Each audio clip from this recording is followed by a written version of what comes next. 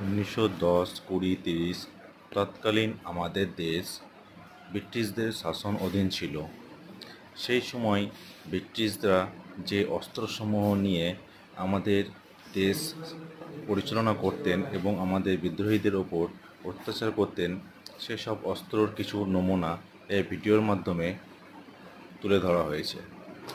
আপনারা সেগুলো দেখতেই পাচ্ছেন, নানান রকমের অস্ত্রসমূহ যেগুলি এখানে আলিপুর জেল মিউজিয়ামে সংরক্ষণ করা হয়েছে।